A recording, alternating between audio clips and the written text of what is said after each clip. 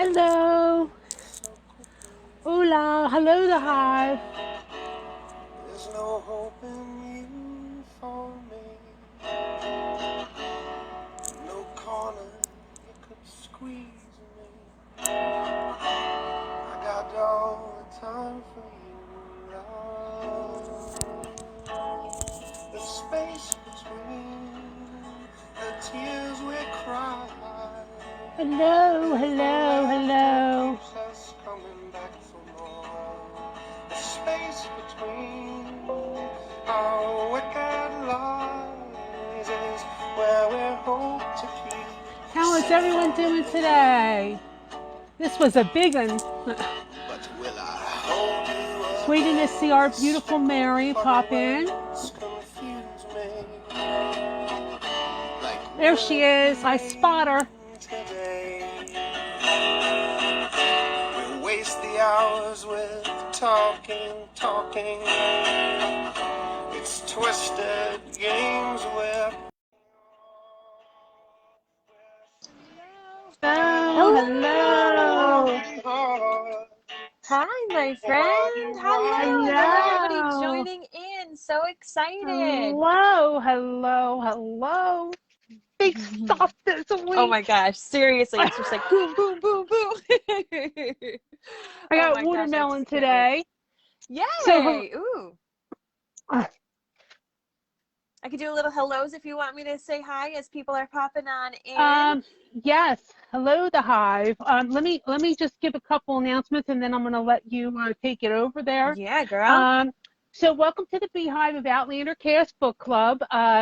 My name's Angela Hickey. I'm a blog writer for Outlander Cast, and Outlander Cast blog, I should say, and I also lead this Beehive reading group on the Outlander Cast Book Club. So. Wear a couple hats, but not as much as our dear friend Mary here. Oh my Yeah. goodness. So yeah, I bounce around a lot. So hi, if you don't know me, how you doing? My name is Mary Larson. I am the co-founder of Outlander Cast. I'm a co-host on the podcast. So happy to have you all here. Really, really pumped. This, of course, this episode right here, this video series, this is the third part of the multi-part series that we're going to be having about the novella, The Space Between. And this things just got really crazy and really, really weird, and I'm loving it. So happy to have you here. This, of course, went up to page 127 in the Seven Stones collection. So if you missed the first two parts, if you're joining in a little later, dinna fast, you could totally catch up as we have the previous two videos in this series that go over those pieces.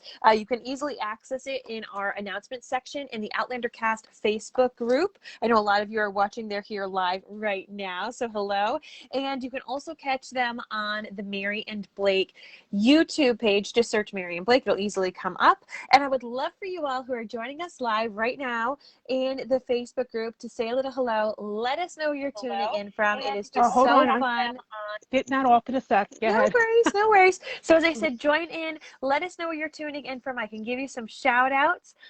Really, really pumped to have you here. We see Karen and Terry, Ruth, Susan, and Phyllis tuning in from New Jersey. Lori loves the song choice, of course, Angela. Well done with the space between, of course, which is, of course, referenced like twice in this chapter. We get to hear from the comp's perspective. We Yay, Terry found the live. So happy. Jackie's tuning in from New York. Leanna, hello. Mary, Terry, Marsha, Samantha, Tiffany, Karen, Carla. And she says, good evening, all, or for most of those, because she knows that some people are not in evening time zones. That's right. We Yes. got Diane Yes. tuning in.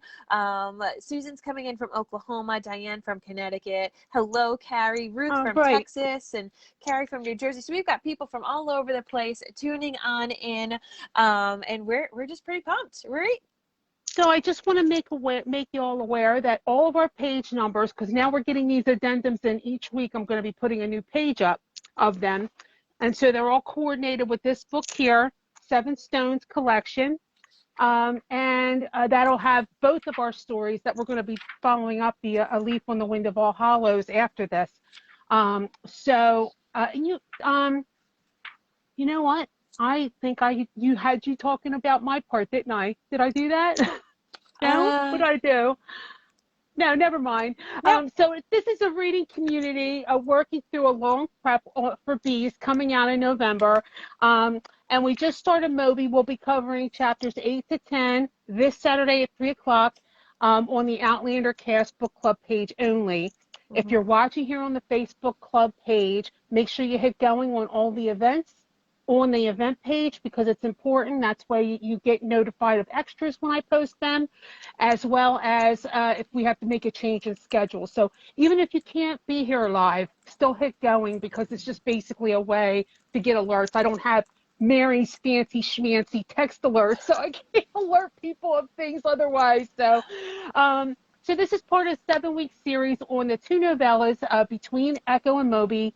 5 weeks on Space Between and 2 weeks on A Leaf on the Wind of All Hollows. And I already told him about the Seven Stones. Skip that part, Mary. Awesome. And don't forget, I jumped on yours. Oh my gosh, please, you're totally okay. So the good thing after Angela and I go and speak about this bit of the story, Angela is going to come on back here in our Facebook community. This is why if you're watching it on YouTube, I'm telling you, you got to join the Outlander Cast book club. Plan book club, because this is where it's at, and Angela's going to be doing an after buzz. It's just an informal chat to share a few extra awesome nerdy details. And one thing, I keep putting this on my page and I keep forgetting to tell everybody about this, but I want you all to mark your calendars. On the 21st of November, we are going to be having a mega bees release party. And so you don't want to miss that. I'm already accumulating prizes, planning games. We're going to have special themed drinks. I'm hoping Mary will join me for maybe an hour and pop on and we'll talk about stuff. I'm going to have trivia. And Blake is even going to make us a special shirt for it. So we got lots of stuff cooking for that. You don't want to miss it. That'll be the Sunday before Bees is released. So mark it down. Mary, is there anything else you want to announce? Yeah, so in addition to this, I just want to remind you all that in addition to our love of Outlander, Blake and I do also podcast about a couple other things. So we're having our once a week podcast episodes of The Last Kingdom that we're brand new to the series. So we're starting. So if you already watched it and binged it, you'll just have to deal with us as we make our outrageous theories, or you can watch it along with us. So those generally come out on Mondays. Just keep your eyes on the page. Just follow Mary and Blake, as that one does sometimes fluctuate. And then we have the Potterverse. We're going through chapter by chapter each week, so that does happen as a live premiere video from the Mary and Blake page. So just make sure you give that a like, as well as we cover all sorts of things that we love. Okay, and I just want to reiterate the spoiler policy for this novella series. While you're free to discuss anything in the big books, even the Lord John series, and how these novellas relate, because you're going to start seeing more and more tie-ins with the main series, and we're going to want to talk about that. So that's all good, but no spoiling on what's coming up on these novellas until we get there or whatever. So because Mary hasn't read them before, and there's a good 10 or 12 people on the board that haven't read them before, so we don't want anybody spoiled. We want them to enjoy this. So Mary, I do have a special announcement. Yes. We all love you, as you know, and we all know that you've been going through a very difficult time. So we did get together again and pooled our resources again, and we got you another 6 months of the Wee Box. Oh my gosh! So I just want you to know we love you. We're with you. Thank you. We know you're going through a rough time, so I just want you to be aware that the Beehive is here for you, babe. Thank you. Thank you. So, I haven't, talked about it too awfully much, but now we've gone through our second miscarriage. I've been open with our podcast community, a second miscarriage in 6 months, and it's just been really hard. And Blake, who many of you know, has been very ill now for going on 3 weeks. So I haven't really been able to digest any of that emotionally. And so, that right there, it's one of the gifts from Weebox right there. And I absolutely love it. It's just this cute little statue with people kissing, and there's the one guy in the shelter, which I absolutely love. I have it up here too. Yep. Yeah. So I was just I love it. It's just these little things that in particular I have throughout my office, and it's just been these little hugs, you know what I mean? So know that all of your kindness, and you're Scottish. It calls back Yes. to your heritage, and it Yes. also helps the artisans of I'm even like Scotland. sitting on a plaid pillow. Like it's all my Scottish stuff is just all And all there's like coming sometimes together. there's cookies and things in there, so Blake can have a couple munches, you know. Yes, I wasn't sure what yes. else you would need, so I just went with that because I know it brought you a lot of joy Thank last time. you. So, It does. much Thank love you. from the Beehive. Thank you, Um, Beehive. so let's open with some feedback from the board last week that we can react to. I always love hearing their thoughts. Last time I started, I'm going to let you start this time, Okay. Mary. Awesome. So Jackie Harris wrote in, he can just go back in time and then back to where he is in the present, but not beyond that, correct? She's just asking for clarification. I know he hasn't gone forward to a future he hasn't been, but wondering if he can go forward to where he's already been, if that makes sense. And that's, so Jackie, I'll be real with you, I'm a little confused too, and that's how I'm understanding it. It's just Right. he would have to remember, like, where was I so I don't bump into myself. Myself. But I was understanding, you know? I don't want to, like, that'd I be don't really want to bump weird. into myself because we could all go poof then, right? Yes, Yeah. yes. So, like, that's how I understand it as well, but I just wanted to make Right. sure He that you could can't go, clarify he too. can't overlap his own timeline, but he can pick up where he would have been if he goes back. You know what I mean? Mm-hmm. And which is what he's done so far. He hasn't gone forward past where he could have been. You know what I Yeah. mean? So, next, what do you have next? And then Karen Halberg says, Joan doing penance on the cold floor was an echo to Jamie in Hellwater the night before. I don't know how to pronounce this one. Genevas funeral. Hopefully I'm doing Geneva. that. Geneva. Why am I? Oh my gosh. You know what it is? You know what it is? Can I be real with you? Yeah. Can I be real? Good. I'm not wearing my glasses. And I think thank you. Thank you. I don't want to have my glasses on with my ring light because I look like a bug. I know that's what I have. I have the same situation, and I couldn't find my glasses last time for the Moby thing, and they were all like, "Well, you look beautiful without it, and now we can see your eyes because we don't have the glare." And I'm like, "I'm sorry about the glare." I did order new glasses that don't have the glare stuff on. That have Yes. the anti-glare stuff. Oh my gosh. Hopefully that actually works. I'm dying. I also like zoomed all of your text because exactly I don't want to have this. So all of the text and all of the comments that Angela has put in don't get to zoom in with the text. I'm now at that age where like I need everything zoomed, and so I'm like, okay, thank you, Geneva's. Now, those of you did who you don't read? listen to me on a podcast, you're like, what is wrong with Mary? Those of you who listen to me, you're like, oh yeah, Mary just reads words I think as it's she's cute. like It's inputting it. endearing, Mary. It's endearing. So did you read Brotherhood of the Blade? Have you No. read that Lord John book? Okay, so No. you don't know what we're talking about with that, but it actually goes, part of that book deals with when Geneva died. Yeah. Okay, and John goes for the funeral, and goes to be with the family and stuff. And he goes into the chapel, and Jamie is laying face down on the chapel floor in front of Geneva's body, Oh my all God. chilled out with stone, freezing, and all of that. And he was basically going to lay there all night long Oh my as God. like some kind of penance.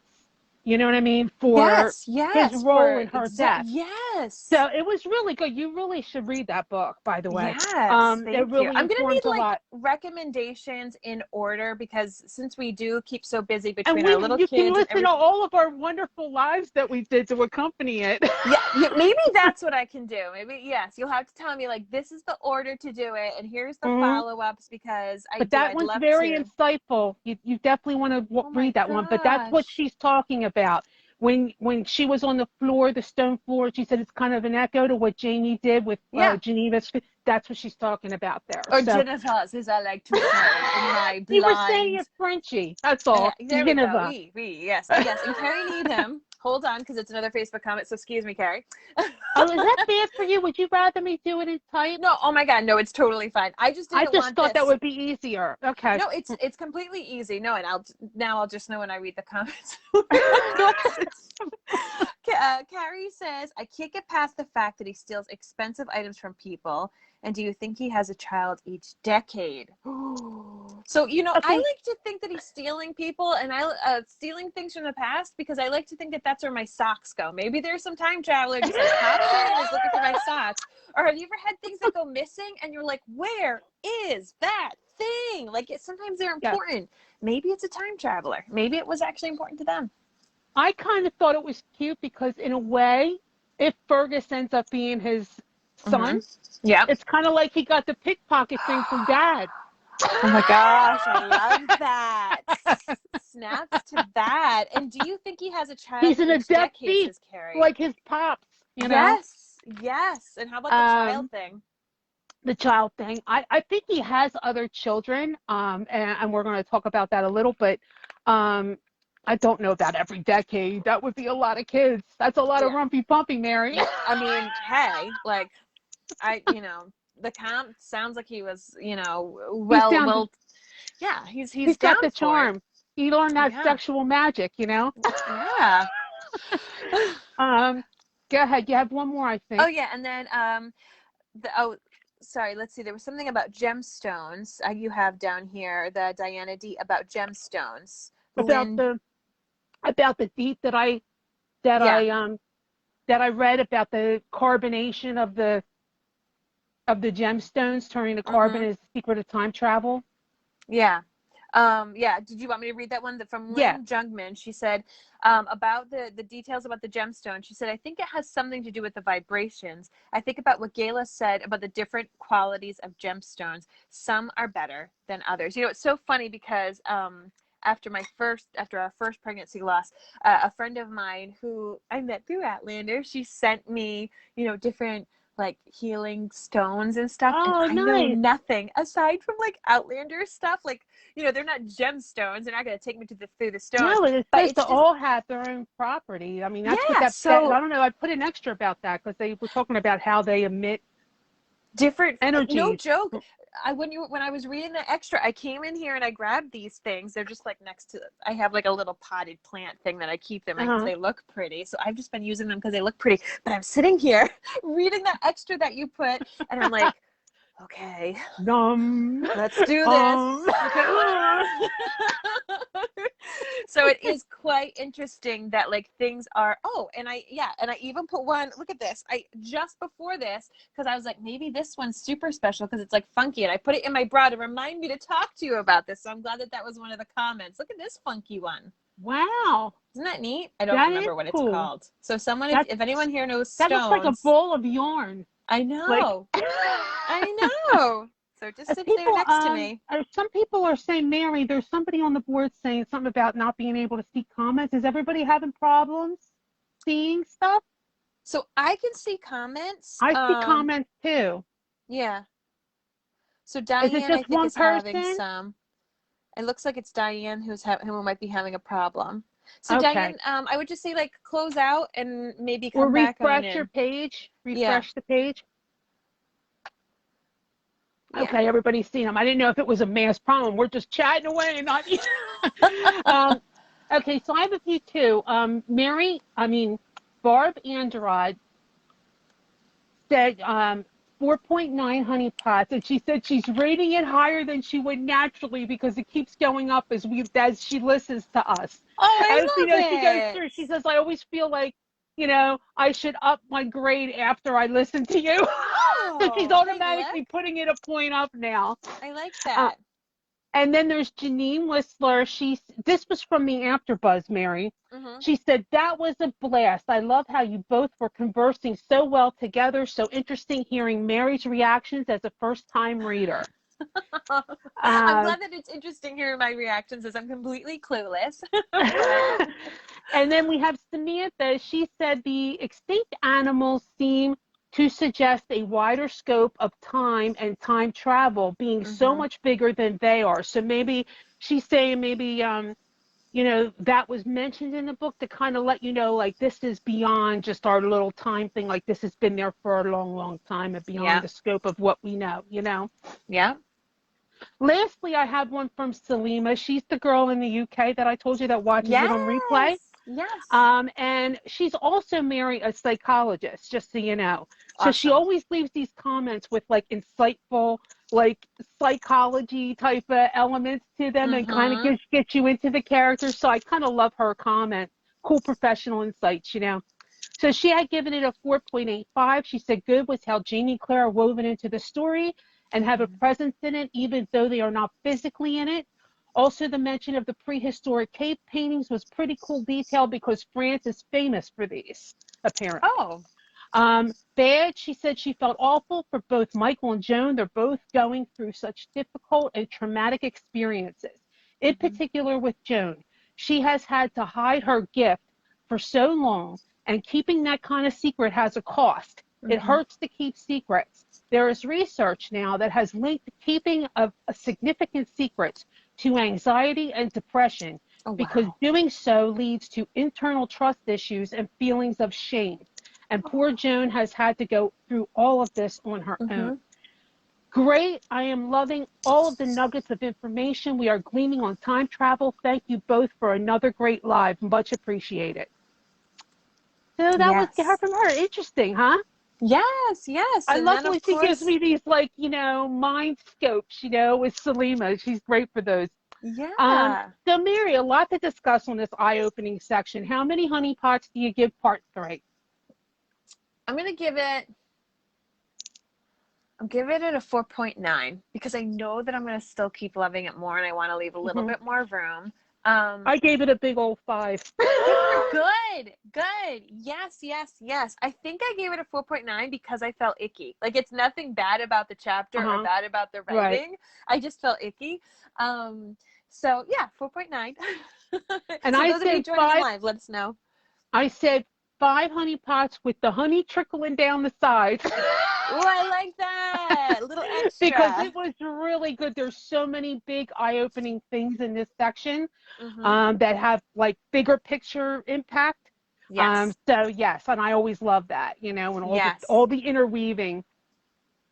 Good, bad, great for this section. Let's hear yours. What are your GBGs, Mary? Well, my good is that interweaving is Hmm. having, Charles Pippin hanging out with the comp, so he can kind of like figure out what's going on where you knew he was going to have some issues, even having Joan bump into him and then having the voices say something. So now we're having these voices that have been carrying on with us since the beginning.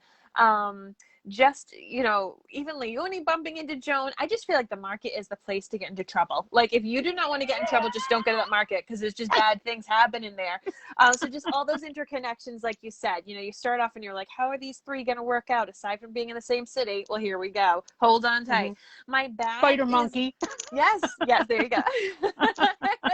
So my bad is Leonie, like, when he was having this dream, I was nervous. I just kind of felt nervous leading up to it when Michael did come home. And I was actually nervous that the comp was going to be there, like hiding in the shadows. Uh-huh. And so, then as he's dreaming this, I'm thinking like, okay, this is like a little too vivid. So of course, her essentially raping him, while he's sleeping, it's just no, no, no, no, no, no. Like, no, thank you. Just wrong on all levels. And then my great is the frog. Yay, he's here! I loved him, and I still love him. And I'm totally weirded out and amazed that he looks younger. So I'm here with the comp. Like, I want to figure this all out. I want to know who this missing daughter is. I'm wondering if it's the comp's baby mama. Like, I'm just all over the place. I So know that's where I'm at. it's really great. So I actually matched you on a couple things, but so my good is I said while it kind of stinks that the comp is treating Madeline like a human science experiment, Mm-hmm. I put this as my good as a Gabaldonian reader because it was fascinating to gain the insights and perspective that we get in this scene, both on the comp's gift and his empathic abilities with, going into the body and all of that kind of stuff, and his healing ability of being able to penetrate in a system, as well as the insights that we get regarding Amelie and the different things that affect the whole series, in Mm-hmm. that scene. So that, I value that because it really is a huge question going into bees. Fergus's Yes. parentage, and that is Yes. going to have like it enlightened that, you know. Mm-hmm. The bad, and I wanted to say it's high again, but I said I'm going to say Leonie and what she did to Michael, because I mean, how dare her take advantage like of his Mm-hmm. grief that way? I was so upset. To like, foist this child Yes. on him, to try to cover up this pregnancy that she had, which is what we find out later. Mm-hmm. And so it's like, like here's this grieving man, and it's your sister's husband, your dead sister's husband. Yes. I mean, honestly, it's so wrong on every level, like all the Yes. levels. You know what I'm saying? All the levels, Mary. It's wrong. Mm-hmm. And I Mm-hmm. think she figured he's been drinking every night. He wasn't drinking that night, so she probably figured he's going to be drunk. He He's won't not gonna look know. blur like her, Mm-hmm. or whatever. Yep. That's what she figured. Yep. And then for my great was the meeting of the Compton Raymond and all that Yes. revealed, and we'll get into the details on that. So let's break this down, Mary. How are you gonna do it today? We're going to be doing it chronologically today. We're going to be doing that from here on out because they're Okay. all now interwoven, Yes. So scene one, we open this first scene with Jared and Michael, and he's still having a rough time, Jared, and he's trying to ease up a wee bit on the booze. He says he was tired of waking to grief and headache both. So, Okay. Mm-hmm. so he figured, let me try to do this. So he's just basically walking every night to exhaust himself. You know what I Mm-hmm. mean? To be able to Yeah, fall Michael. Yeah. asleep. And he and Jared share some of Jamie and Ian's memorial whiskey. And so you gain a sense of the closeness that Jared feels to Michael. And he doesn't have an heir, so Michael's probably going to be his heir. Yes. He does seem to really love Michael. Did you get that impression when you read that section? Like Yeah, his in a genuine different affection for way. him? Like Jared is just very kind of he's just not as forthcoming and like out there as the rest of the characters are that we often meet in this family. He's a bit more reserved, more businessman-like, but exactly like he's not a father to anybody, and really his business is his passion and it's his life, so he comes off that way. He comes off very, very mature and wise, and I do see him caring for Michael. Yeah, you could see he genuinely felt moved. Yes. For me, the most poignant part of that section was the thought of Claire giving him comfort. When he thought about Claire, even after this whole La Dame Blanche thing, the thought of Yes. her gives him comfort. And he thinks about how his Uncle Jamie and how losing Claire tore his Broke him. soul in two. And he Mm-hmm. remembers again what she told the family about the French Revolution. We get another mention of that. That's why I kind of feel like eventually that's somehow going to play into the story down to Agreed. maybe book 10 or Mm-hmm. something. Mm-hmm. Because it's been like mentioned now a couple times in the main series as well as this series, this book a couple times. Sorry. It's okay. And where she had been for 20 years. And he didn't know what to believe. And so he talks about the reviews of his siblings, Mm-hmm. and that they're mixed, but young Ian believed it, which means the most to him, Yes. So Yes.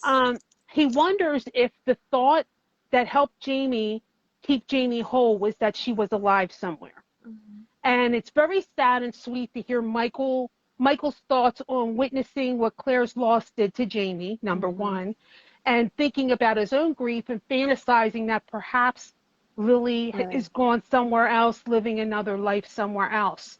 I think that's a little bit of foreshadowing, as well, to kind of set you up for this next scene that's going to happen with like to kind of put it, it's like he's been wanting to kind of think about her being actually alive somewhere. It kind of warms up the mind for this next scene that's going to happen with Lily. So that you don't realize it. You're not kind of weirded out. You're just thinking, well, of course he was thinking about her and the possibility that she could be alive. So maybe he is really having this super vivid dream. Right. I just thought it was so touching and so sad. you know, Blake has come with me once to like one of those ghost whisperer people, you know, those people who are mediums and like Oh, they, yeah, you you've know. gotten like the whole reading of that stuff done before? So I've gone with friends and Uh-huh. I've actually had, and I'm not a huge believer in like ghosts and all this kind of stuff. And I've had some weird things happen with Blake, my husband's mother, who passed away when he was 18. Mhm. And I've had dreams with her that are very vivid in places that I've never been, but Blake has explained that she has been. And I've gone Wow. to, yeah, I had a dream when we were engaged and we were running into difficulties just with family matters. I was in their old house and she was having tea with me. And we were on like these gray corduroy couches. And she was asking me how the wedding was going. And I was just giving her fluff answers like, oh, we've got the wedding We love the flowers fluff. picked. Yeah, right. I was like, oh, the bridesmaid dresses are purple, like all these different things. And then she was like, no, really, how is everything going? Like she like knew, like, no, I'm not talking about that. I'm talking about how are you being treated by people. And I woke up and I told, like I said, I had this really random dream. I mean, I've never met his mom. And I explained the house. I said, it was your house, but it was weird. It was different furniture. Wow. And this is the setup. That was the furniture and the way it was set up when she was alive. Wow. How And she cool. always drank tea and it was so weird. Wow. So and then I went to like some other ghost thing that, oh, the New Jersey medium, the lady with the big long nails and she has the big hair and she's like, I'm Uh-huh. just a typical mom who talks to dead people from Jersey. And she like went on this like tour. And I remember driving, it was after I'd had this dream and I was going just with friends, I wasn't going with Blake. And I said out loud in my car, I was like, all right, Noreen, like, I know we had that dream a while back. I still don't know how I feel about ghosts, but if you want to talk to me, say yellow roses. So at our wedding, I didn't have yellow roses. It was all different colored flowers, but Blake and his dad wore a yellow rose because it was his mom's favorite flower. So first thing, the Long Island medium Wow. comes out and she's like, just so you know, there's thousands of people here. I can't talk to you all. And someone keeps yelling yellow roses. So whoever needs to hear yellow roses, she's saying this to thousands of people. Whoever needs to hear it, Wow. just know that that person's here. Oh, I Okay. know who you're talking about. I know who you're talking about, the person that does that. Yes, I Yes, do. yes. So it's just like, you know, it's been a couple of these situations. And for Blake, I've told him, I said, listen, I've had these weird things happen with your mom. I'm not huge into this stuff, but something's happening.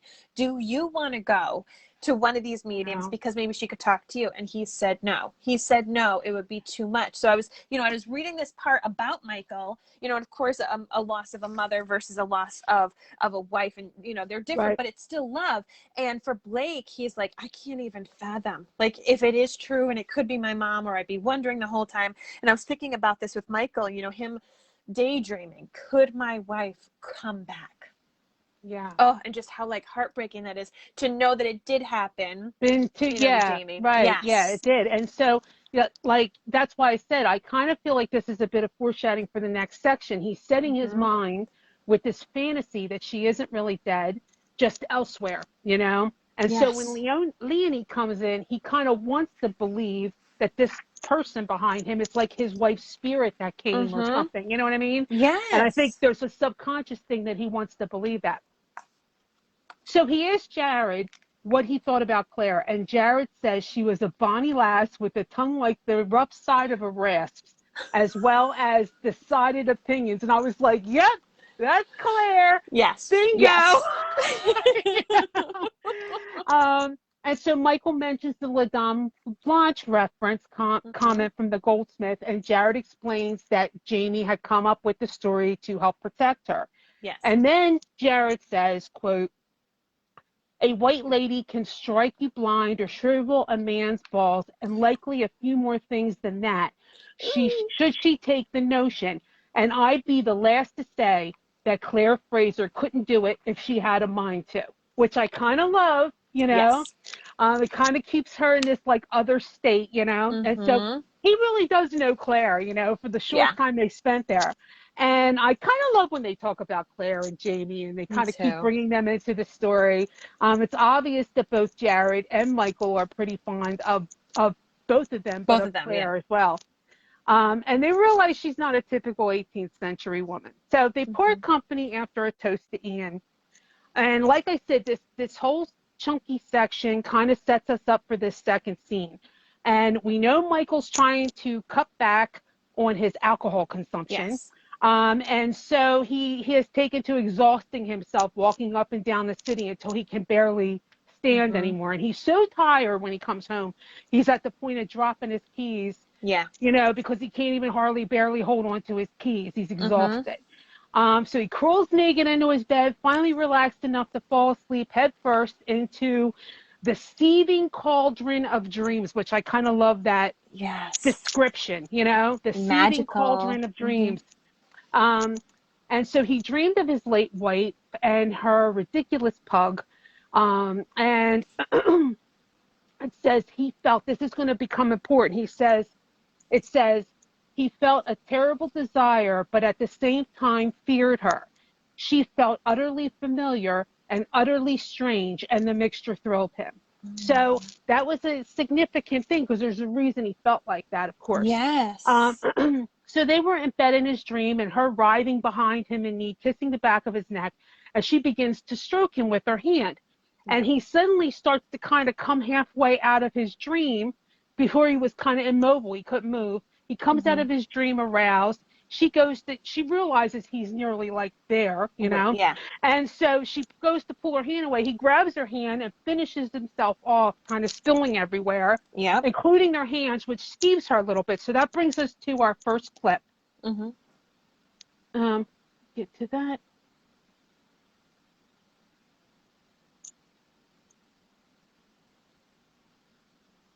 She made a sound of horrified disgust, and his eyes flew open.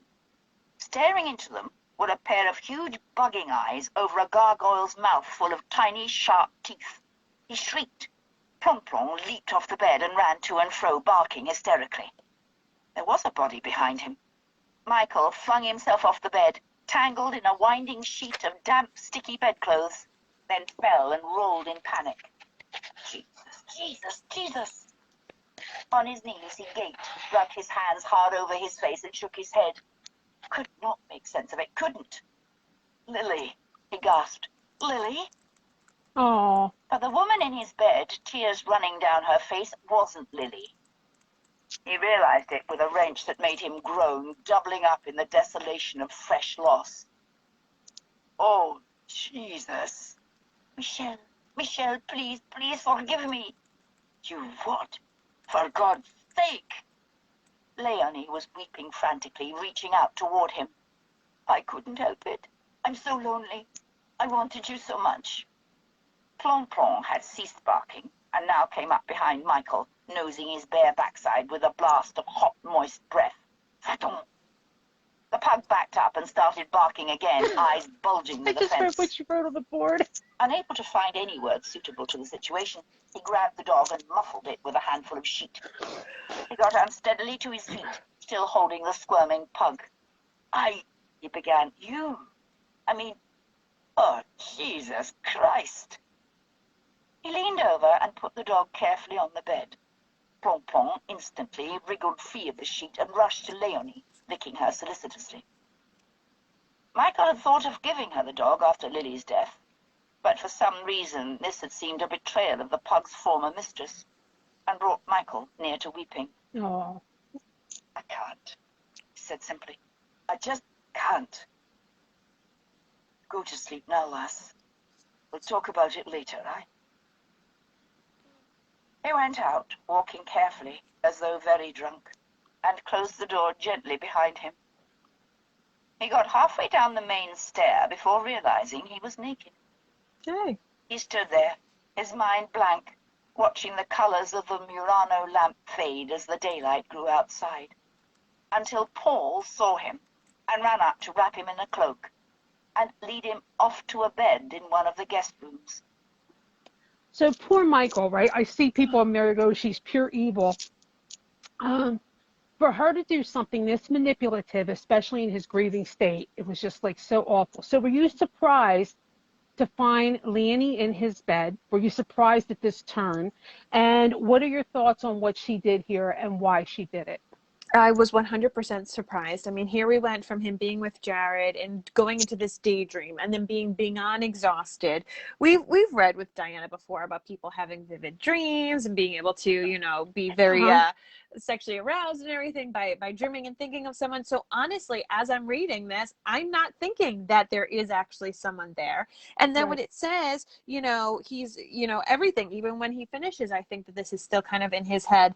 And then I was worried because the first being that you see is the dog, and I was like, Yeah, that was the gargoyle face. At first, I thought that was Leanne's face. I'm like, damn, she's that ugly looking, but yeah, but it was the dog. y'all. So there I am thinking, like, what was the dog? Was it the dog's weight behind him? Like, you know how pets like to just kind of like snuggle with you in bed? Like, was that confusing him? So at first I was like, ew, Pom-Pom, get out of here. And then Pom-Pom was like licking Leanne later. And I'm like, stop it. Just get out of the bedroom, puppy. This is not the place for you. But then when you do realize it's her, you know, it's this wild thing. And when I read it at this part, I took it as it's her grief and she's trying to be comforted, and he has his grief. Like, I wasn't seeing it. I still was seeing it as her taking advantage of him, but I was seeing it as like a loneliness thing, not necessarily that she might have ulterior motives to it for, you know, whatever. I still don't like her, but you know, I definitely didn't know it was this. And because he reacted almost calmly, you know, just telling her like, you know, I just can't. Because he doesn't know either. No. And he's just saying, we'll talk about it later. And I was thinking to myself, God, he handled that really calmly. I wrote down in my book, like, why did he handle it that calmly? Maybe it's just because he is so exhausted. Oh, there's Blake. They can't hear you, honey. Hi, nerds. Yeah. So, like, you know, we find out later that she was pregnant, and she intended to not only trick him into having sex with her, but then thinking that he went to bed drunk, but then lay a pregnancy on his feet to legitimize her kid and get him to marry her, you know? So it's just so horribly wrong. And maybe this is why she was hanging around so much, because he kept saying how she wishes she would go, but she was kind of lingering around all the time. That might be why, to kind of work herself in. So we get to scene 3. And now with this next scene, the comp, we get the comp and Chucky. Your Chucky, your boy. My Chucky. Who I do not trust whatsoever, but I'm so confused by him. Yes. So now let me preface this here by saying that I think some time passes here, a little bit of time, like maybe a week or two at least. And I think it's possibly in this little period when Jamie comes back and checks and says he checked and he made sure that Joan was safely at the convent. Because I during think this time frame, like in here? Right in here, in this part, I think, because I think in this part, because there's no timestamp in there, I think this part is like a couple weeks, like maybe 2 weeks goes by while, you know, the comp is trying to locate, you know, figure out people that know Michael and this and that, and going around to a couple different bars.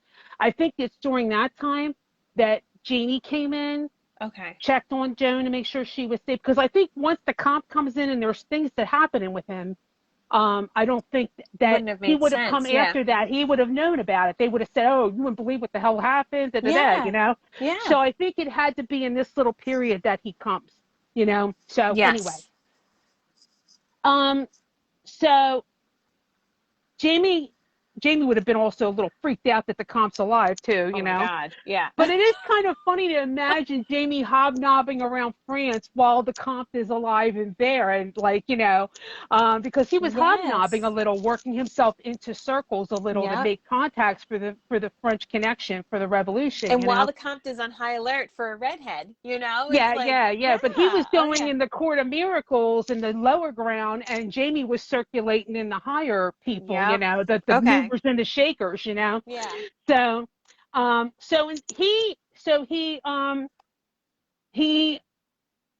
he needs to know how to find Claire. He wants to find Claire, and he thought about going bold and going to the wine company and asking point blank, but he doesn't want to throw up alarm bells and Claire to find out that he's looking for her. So what do you think his plan is when he finds Claire? Does he mean her harm, do you think? Does he want to test her?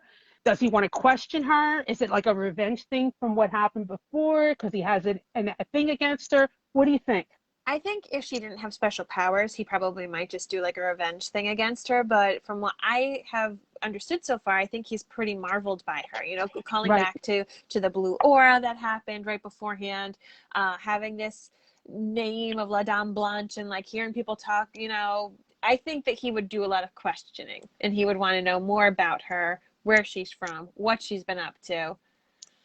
Right. I So think you're right on that. yeah. I think you're right on that. I think he wants to kind of figure out what she knows, see, kind of observe her, try to get close to see if he sees this thing, this, aura again, this light, etc. Um, so, so, so he goes the circumspect route, and through questioning here and there, multiple establishments, he finds out Michael occasionally goes to this Golden Cockerel bar, gaming house. And so he figures that he'll try and go and see a couple nights to see if he runs into people that know Michael and he can apply more information out. So after a few days, he runs into your boy Chucky Pepin, who he finds out is Michael's friend. And Chucky's had a real gambling problem, we find out, which the comp uses to his advantage. He ain't no joke. The comp is like slick, He's a smart guy. Yes. He's very smart. Wicked smart.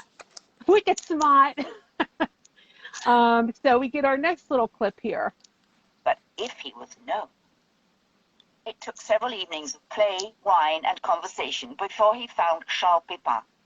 Pépin was a popinjay, a reckless gambler, and a man who liked to talk and to drink. He was also a good friend of the young wine merchants. "Oh, the nun," he said, when Rakutsi had, after the second bottle, mentioned having heard that Murray had a young relative who had recently entered the convent. Pépin laughed. His handsome face flushed. "A less likely nun I've never seen. An ass would make the Archbishop of Paris forget his vows, and he's 86 if he's a day. Doesn't speak any sort of French, poor thing. The girl, not the Archbishop. Not that I, for one, would be wanting to carry on a lot of conversation if I had her to myself, you understand? She's Scotch. Terrible accent." "Scotch, you say?" Rakutsi held a card consideringly, then put it down. "She is Murray's cousin.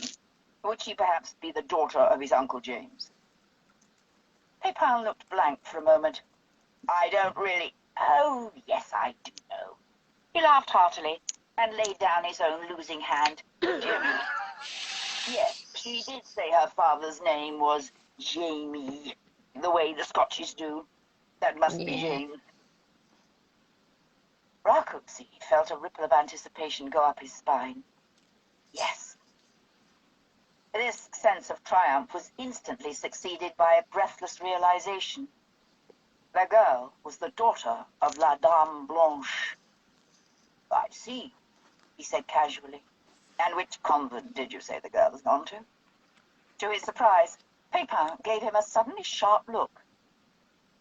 "Why do you want to know?" Rakutsi shrugged, thinking fast. "A wager," he said with a grin. "If she is as luscious as you say. I'll bet you 500 louis that I can get her into bed before she takes her first vows." Pépin scoffed. "Oh, never. She's tasty, but she doesn't know it. And she's virtuous, I'd swear it. And if you think you can seduce her inside the convent..."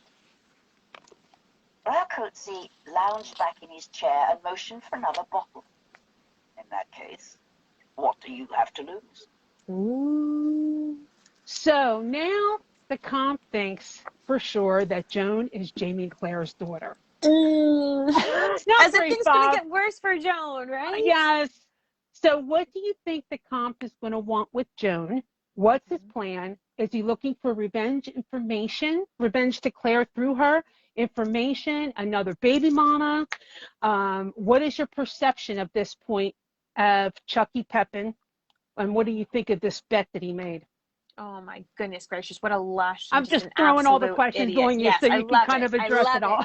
I'm hating on Chucky, hated from him from the start, and now I just double-crossing loose-lipped guy, even though, let's be real, he doesn't think it's big knowledge. He's talking about a nun with a pretty butt, which, by the way, this butt of Joan's needs to have like be carved out of a statue. I mean, random people are talking about her bum. So, I Right. mean, heck, if the comp remembers that Claire has a nice arse, like maybe he is like, okay, everyone's saying she's her daughter Nice and she's ass. got a good booty, and I know that Claire has a good booty. Right. You know? So, Right. anyway, what do I think he wants to do with Joan? I think he would like to try to have a baby with her because I think he's just trying to make babies and do all sorts of weird things.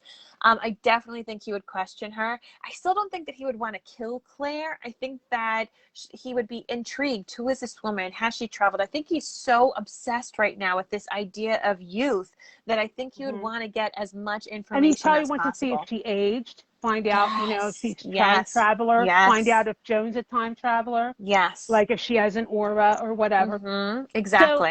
I think the comp believes that he could learn stuff from Claire and possibly from her daughter.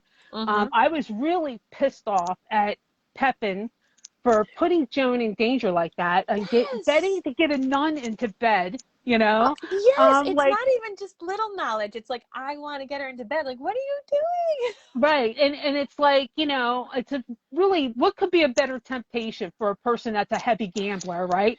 And a Yeah, playboy and yeah. all at the expense of this innocent, naive, like Mm-hmm. clueless nun. It's really Tough thing. horrible. And Yeah. Michael's supposed to be Chucky's friend, Yes, and he's and doing he him knows that this dirty. girl matters to him, that she's like distant kin and all this other stuff. But this doesn't seem to matter to Chucky, Mm-hmm. because he's such a gambler. He's ready to betray his friend. I mean, does he not see that that's a betrayal of his friend? Right? When it gets So back, both he and Leonie suck in my book. They both suck. same. Goodbye. Get out of here with your fancy clothes. Yes. So now we get to scene 4. I'm kind of whizzing through these early scenes because I want to spend time on the later scenes. The juicy Um, stuff. so Joan is working at the hospital. She was supposed to be practicing custody of the eye, she says, but she finds it difficult to just stare at the ground, which is what they're Yeah. supposed to do. And controlling her thoughts was a bigger problem because she's worried that the voices, what they would say about these sick and dying people, like going to if you have a problem with people telling you it's like they're going to die, Yeah. going to a hospital of like sick Bad people is not idea. a good plan. Yeah. Mm-hmm. However, they were fairly calm, and when they did show her people were going to die, it was more like it was already known.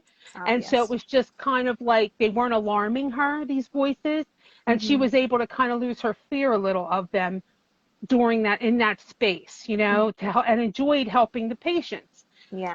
And sometimes the voices would instruct her how to be helped, like at the bedside of someone dying. She finally heard a voice say, touch him, comfort Mm-hmm. him. And then the man thanked her for being so sweet and so forth. Yep. And so she went to sleep feeling as if she was on the verge of discovering something important, it says. So your thoughts on this little section, Mary? Do you think that her being calmer in this environment is some kind of sign that she's called to work with the sick, maybe? I also took it as she's been wondering, like, what are these voices? Are they helpful? Are they not? And here she finally does something that the voice says, and it Mhm. makes a difference in a good way. So she knows Yes. the voice told her, like, tell that guy not to do it. Would that have been don't commit suicide? She's been questioning herself. So I've Mhm. taken it as like, oh, I did something the voice said. I wasn't scared, and I did it. And it did end up being helpful. And maybe if I continue to listen to the voices here, it will be in that guidance kind of way. So Yeah. that's how I took it. I'm hoping kind of maybe that she does kind of enjoy working with the sick and helping Yeah. them. And so maybe if like the nun gig doesn't work out, she can end up going to the Ridge during the French Revolution and Yes. help Claire be a second protege for Claire. I like that. Yes. Just like wishful thinking. In our own dreams. Yes. Any thoughts on the last line that she went to sleep on the verge of discovering something important? So once again, like, I just thought about how the voice told her touch this person, and then she did. I'm just thinking that like maybe she's going to learn more about her power. Mm-hmm. Okay, we're getting now to the nitty gritty stuff. Yes. Love it. So I want to spend a little time here in the last scene because there are some really big revelations and questions for us. So it's also where our addendum kicks in Yes. on this section. So the Comte and Madeline, they're making a baby. And so I'm going to break this into two clips to discuss. Okay. So let me get this first one.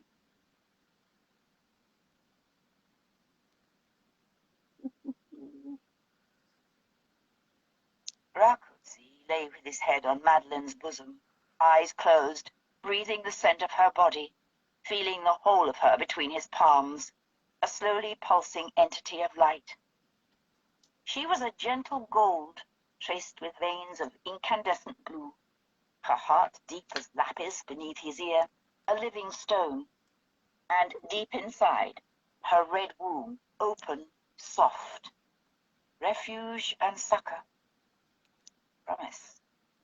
Melisande had shown him the rudiments of sexual magic, and he'd read about it with great interest in some of the older alchemical texts. He'd never tried it with a whore, though, and in fact hadn't been trying to do it this time. And yet it had happened, was happening. He could see the miracle unfolding slowly before him, under his hands. How odd, he thought dreamily, watching the tiny traces of green energy spread upward through her womb, slowly but inexorably. He'd thought it happened instantly, that a man's seed found its root in the woman, and there you were. But that wasn't what was happening at all. There were two types of seed, he now saw.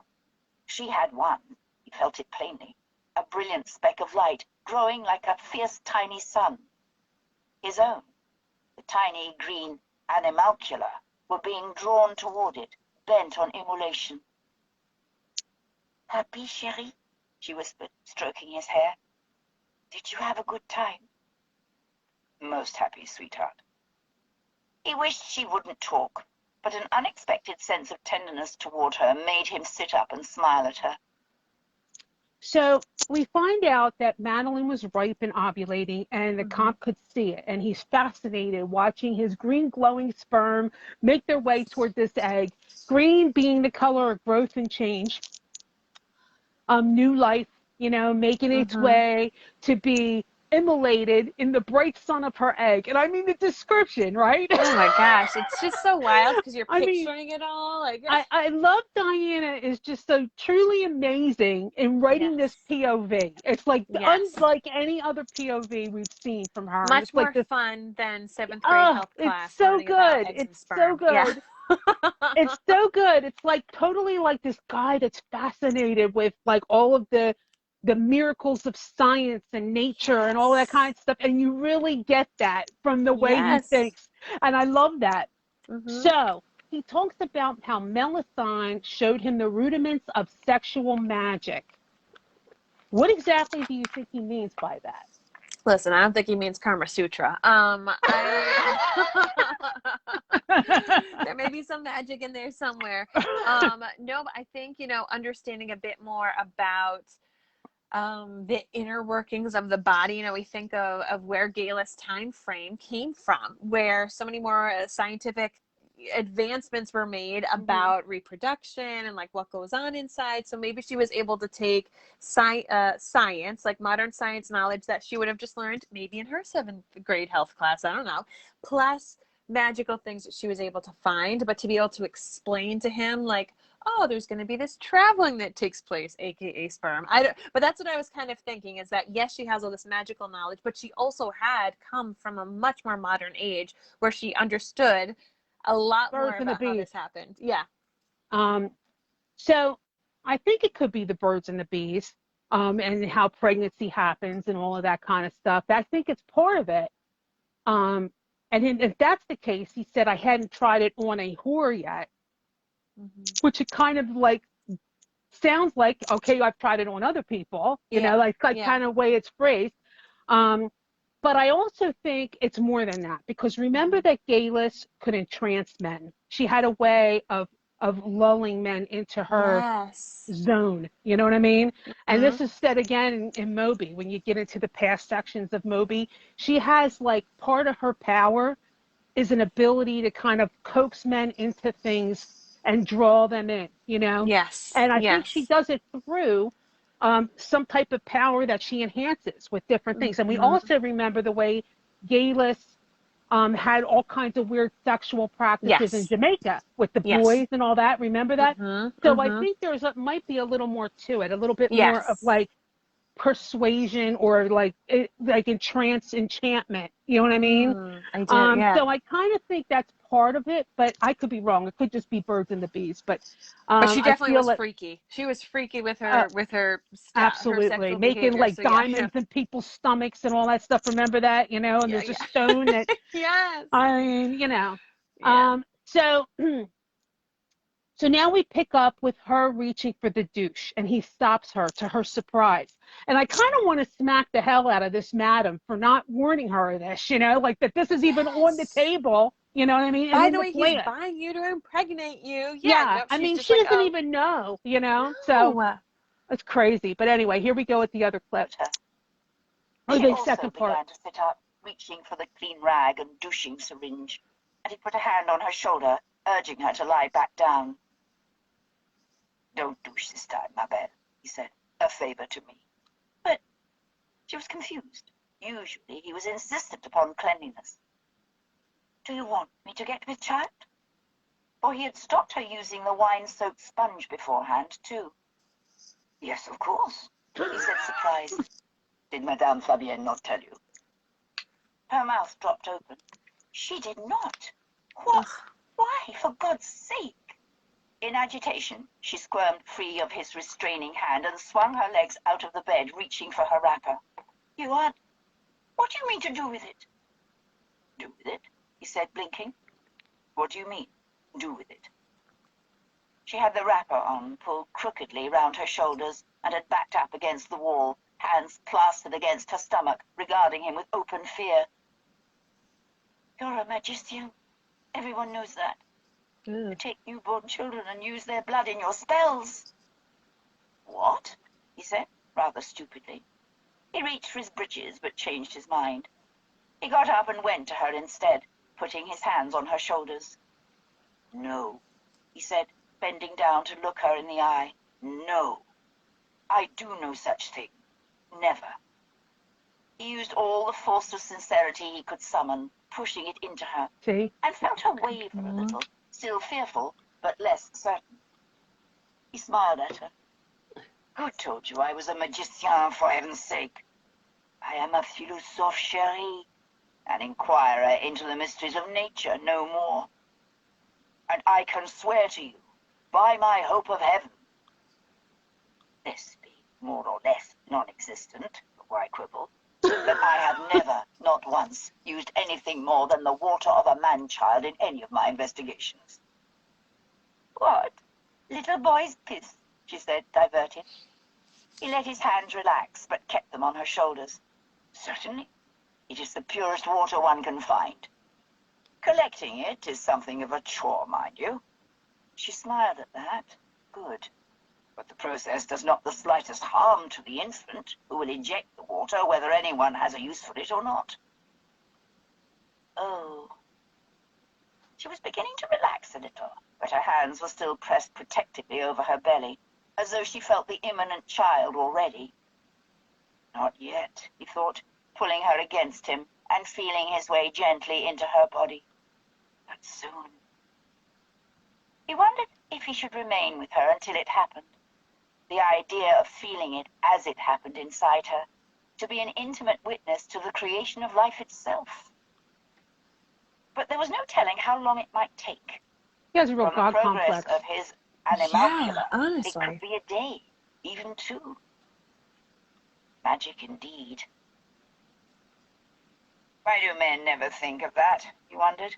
Most men, himself included, regarded the engendering of babies as necessity, in the case of inheritance or nuisance, but this. But then, most men would never know what he now knew, or see what he had seen. So here's where our addendum kicks in. But before we get into those revelations, your thoughts, Mary, on what's happened here so far. First, do you believe these rumors that Madeline has heard about the comp? Because there are a lot of rumors. Yeah. Or do you believe the comp that he doesn't harm babies? He just uses their pee. I mean, at first when he was like, no, I don't touch babies, I was like, okay, phew. And then he talks about their pee. And I'm like,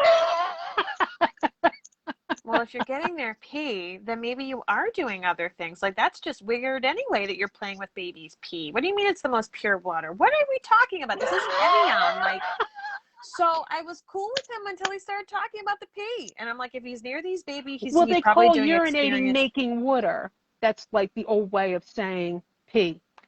Is like you got to make water. That's what I think. Didn't he say it was like the most pure? There was something where he said like it's the most yeah, because pure. it's baby, so it's not like tainted with impurities and as much crap and that people Oh my God, I'm feeling so much better. Because I was like, why is he drinking baby pee? Because all I'm thinking is like, oh, Poland Spring and Evian. And I'm like, why are you... Okay, well, now I feel a little better, but I'm still weirded out by him, and I don't trust him around any But babies. I don't think he uses blood of babies. I kind of don't feel like he does it because he really seemed genuinely like, what the hell were you talking about? In his own self, his own POV. But I could be wrong.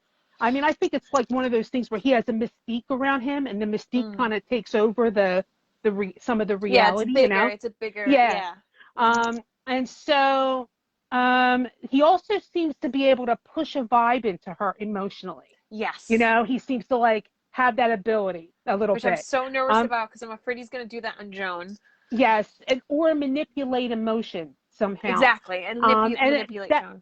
And that I think really vibes Gaelis's power, like what I said about her being able to enchant, Yes. that being able to do that with men. So might be part of the sexual magic that he learned, So now we pick up the addendum, and this is where it's going to get heavy. Yeah. And it says, he had only once before felt this sense of closeness to a woman. That was Amelie, lost these many years. He felt a sudden thump as his heart skipped a beat. Oh. Had she been with child? Was that the reason he had felt so? But there was nothing to be done about it now. So, Mary, this confirms that he did in fact have an affair with long ago with Amelie, okay? And she died, which he said, all these years lost. And that he was unsure if she was with child. Yeah. Which kind of, that part of it is a little different than what Percy said, because he's almost made it like the comp was behind putting her in this carpet and sending her to the thing. But maybe he wasn't. Maybe it was the father. Maybe it was somebody else. You know what I mean? Because he's acting like he's not sure if she was pregnant or not, and he's acting like he really loved her. He cared about her. Yeah. You know what I mean? That's kind of the impression you're getting. Get all on Yeah. And he sounds like he has like feelings, a little bit of sorrow that she was lost, like maybe she was a lost love or something, or that if there was anybody he kind of loved, it would have been her. That's the kind of impression that was get. The one. Yeah. And then this also lends some credence to Percy's story, and then the comp and Amelie being Fergus's parents. It also raises some questions. So what are your thoughts on that aspect? Well, then it confuses me to like, then why isn't it in this? Why isn't it in this version? I guess I'm confused as to why like an addendum is like why these bits are taken out.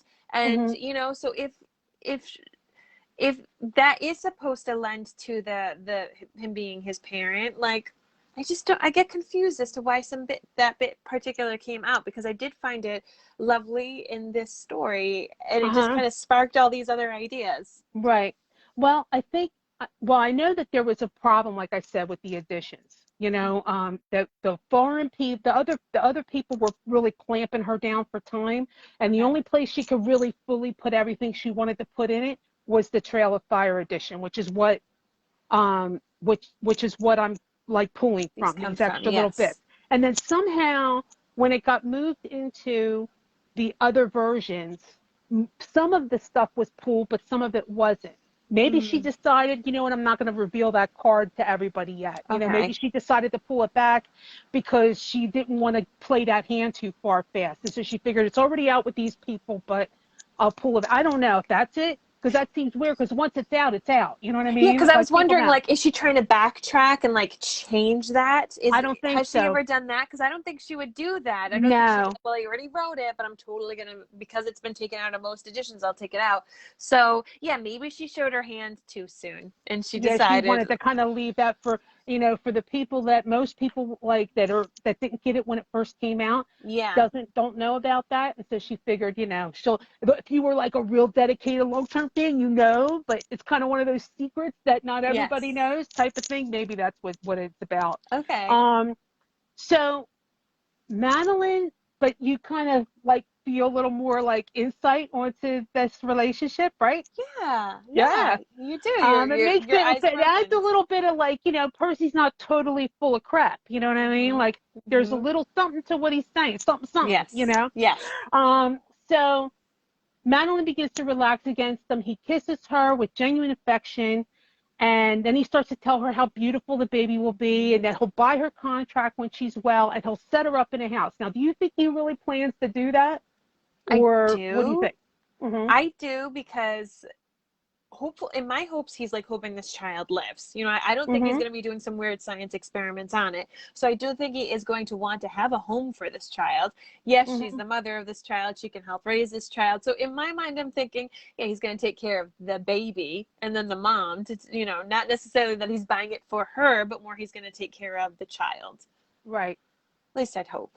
I kind of think if she got pregnant, like maybe he would, because I can't imagine he'd want this person grown up in a brothel because then it No. would be turned into a child where I don't think he'd want all that. You know what I mean? But I Yes. mean, And I it could may be not wrong. live she may have like a really unhealthy pregnancy. Like I see him wanting to take care of her as much as he can, For particularly her, in for this the period. baby's sake. You know what I Yes. mean? Not Yes. necessarily because he feels anything, but for the baby's sake, if he really wants this Exactly. to be a legacy, you know what I Yes. mean? Mm-hmm. So then we get this. He says, normally he left the whore's bed with no feeling save physical relief. But what he had done made a connection with Madeline that he had not experienced with any woman save Emily. And Mm-hmm. then he says, well, and Melisande too, now that he thought about it. And then he says, Melisande. A sudden thought ran through him like a spark from a Leyden jar. Melisande. He looked hard at Madeline, now crawling happily naked and white-rumped in her bed, her wrapper thrown aside. That bottom, the eyes, the soft blonde hair, the gold white of fresh cream. Cherie, he said casually, as he might, pulling on his breeches. How old are you? 18, she said without hesitation. Why, Mm-hmm. monsieur? Ah, wonderful age to become a mother. He pulled the shirt over his head and kissed his hand to her, relieved. He had known Melisande Robichaux in 1744. He had not, in fact, just committed incest with his own daughter. It was only as he passed Madame Fabion's parlor on his way out that it occurred to him that Madeline might possibly still be his granddaughter. That Mm-hmm. thought stopped him short, but he had no time to dwell on it, for Fabian appeared in the doorway and motioned to him. And then she tells him that Master Raymond wants to meet him that night at Notre Dame. Now, Yeah. so first, this for sure confirms that he had sex with Gayless, Yes. for sure. Yes. Okay. Um, so your thoughts, I have a huge wag on this. Ooh. But and one I'm very pig bunkered on, but I want your thoughts first. I don't have a very huge wag, so I'm really excited to hear yours. It's Okay. just like juiciness to me. I'm like, ooh, okay. Like now we know the definite scoop that definitely happened, and my mind's kind of railing like, ooh, could she be your granddaughter? He's going over like how she looks and all this kind of stuff. So I I'm just here for the creepy weirdness of it, man. I don't have any suspicions yet of what it could all mean, but I'm just reading it, soaking it on up like it's a Netflix series that I just can't get enough of. You ready? Yes. You ready? Okay, I'm going to do the sound. Bum, bum, bum.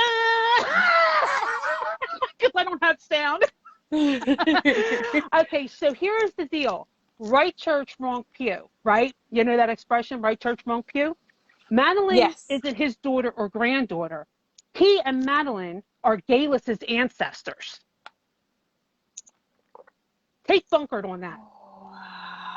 Oh. He and Wow. Madeline are Gaelus's ancestors. Yes. I love it. And now that's the one that I'm really super take bunkered on. Okay, this Mm. is the part that I am adding that I really think happened, but it could be not. Mhm. I think that Galus knew that, like she traced her lines back, and that's why she had his grimoire. It was kind of Yeah. passed down to her. She sought him out in France because Mhm. she knew he was her ancestor, and Yeah. then freely showed him all this stuff because, boom, she knew like he was going to know all this stuff, and she wanted to kind of be Yes. part of it because he was her upline. But then she slept with him. And she slept with him. Ugh. There's so many times up, she I mean, figures, but this is why not? Gayless we're talking Yes, it's about, and Gayla. it's Gayless. Yeah, I mean, look at she's her. She's weird. sitting, yeah, she's weird. Yeah. So, boom, Mary, what do you think? Oh my gosh. And that would be so Gayless, right? That would be so her. Like, I Yes, already know I have this and stuff she's and I'm showing gonna him go the find mines, him. and she's showing him all the Yes. stuff. Snaps to you, Angela. That is amazing. That's So amazing. we'll get into more of that in after buzz because I'm trying to hurry up for you, Mary. But there was something in the extras that I posted that I'm also going to want to talk to you guys about in that Master Raymond um, excerpt from his book. Yes. We're going to talk about because he mentions a sister Amelie in there. So I'm curious if that's the same Amelie. And maybe she didn't actually die and she was in a convent. So think about that as well. Okay. We'll talk about it after. Okay, so moving right along, scene 6, Joan at the market. Joan and the postulants go to the market under the care of the older nuns and tell them to keep an eye out for pickpockets, which is also a little interesting side comment that's up front, butted against the revelations of this last chapter that kind of reminds us of Fergus when you're talking about Yes. pickpockets in Paris. In You know what I France, mean? yes. So Joan is thrilled by the sights and smells and mix of people, and Joan's impressed by all the food, thinks about how amazing all the food is in the convent, which is another reason why I think a little time went by, because she's talking like She's she's more familiar and she's had a lot of meals and many all that kind of meals, stuff. Yeah. yes. So all of this is like such a contrast to her upbringing in Scotland after the Rising, where everything was so scarce. So this Yes. feels like this abundance. And Yeah. her convent life is in Life abundance. is good. Yes. Yeah. And she thinks fondly about her dad reading her book of Greek mythology to her and Marcy when they were young, which I kind of love this little glimpse of So that image, don't sweet. you? Yes, because you can picture it Yes. with the So colored in Joan catches pictures. sight of Leonie walking along with her little blue feather in her hat, and she decides to follow her, hoping to make contact so she can ask Leonie to pass along the message to Michael, asking him to visit her in the convent. Yeah. She wants to be able him to send a note to her mother that she's settled and well, because she only Okay. gets 2 times to write her family a year, we Can find you out. And imagine? she don't Oh want my to waste it just gosh. to say I'm here and I'm okay. You know what I mean? So she Exactly. wants him to send that to her. So Joan finds it odd that a woman of Leonie's status is in this market alone. That's not normally Hmm. something she would do. She would send her people, Yeah. to shop. She doesn't do piddly things like Yeah. shop. So here is our next clip. Um, um, Hold on. It occurred suddenly to Joan that she had no idea what Leonie's last name was, but she couldn't worry about politeness now. Madame? She said tentatively. Mademoiselle, I mean. Leonie swung round, eyes huge and face pale. Finding herself faced with a nun, she blinked, confused. It's me, Joan said, diffident, resisting the impulse to pull off her veil. Joan McKimmie? It felt odd to say it, as though Joan McKimmie were truly someone else. It took a moment for the name to register, but then Leonie's shoulders relaxed a little. Oh. She put her hand to her bosom and mustered a small smile. Michael's cousin, of course. I didn't, How nice to see you. A small frown wrinkled the skin between her brows. Mm. Are you alone? No, Joan said hurriedly, and I mustn't stop. I only saw you, and I wanted to ask, It seemed even stupider than it had a moment ago, but no help for it. Would you tell Monsieur Marie? I must talk to him. I know something important that I have to tell him. Sir Gregory! Sister George's stentorian tones boomed through the higher-pitched racket of the market, making Joan jump. She could see the top of Sister Mathilde's head, with its great white sails, turning to and fro in search. I have to go, she said to the astonished Leonie. Please tell him. Her heart was pounding, and not only from the sudden meeting. She'd been looking at Leonie's basket, where she caught the glint of a brown glass bottle half hidden between a thick bunch of what even Joan recognized as black hellebores. Lovely cup-shaped flowers of an eerie greenish them black white. Hellebores. And deadly poison. She dodged back across the market to arrive breathless and apologizing at Sister Mathilde's side, wondering if... She hadn't spent much time at all with Dar's wife, but she had heard her talking with Dar, as she wrote down receipts in a book, and she'd mentioned black hellebore as something women used to make themselves miscarry. If Leonie were pregnant, Holy Mother of God, could she be with child by Michael? The thought struck her like a blow in the stomach. No, she couldn't believe it. He was still in love with his wife. Anyone could see that. And even if not, she'd swear he wasn't the sort to. But what did she ken about men, after all? Well, she'd ask him when she saw him, she decided. That's About bold. time to night. Until then. Her hand went to the rosary at her waist, and she said a quick, silent prayer for Leonie, just in case. So Lainey, we find out now, another pebble, another penny drops, or whatever you want, whatever the expression is. Another pebble falls, I was going to say. Another penny drops, and Leonie is now unmarried and pregnant. And now we know why she's trying to manipulate Michael in the bedroom. And now that chance is lost. You know, she kind of didn't work out.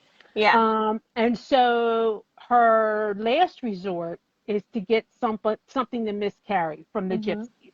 And I love that she picked up this information from listening to Claire as she made her book. You know, like really, like that's like really tuned in, you know? Yeah. Now, your thoughts, Mary, and what consequence, if any, do you think that Joan's knowledge of this will mean? Do you think there's going to be a consequence? Because I think you saw Leonie look all nervous, you know, that Joan saw her. So what do you think? You think there's going to be any consequence to Joan?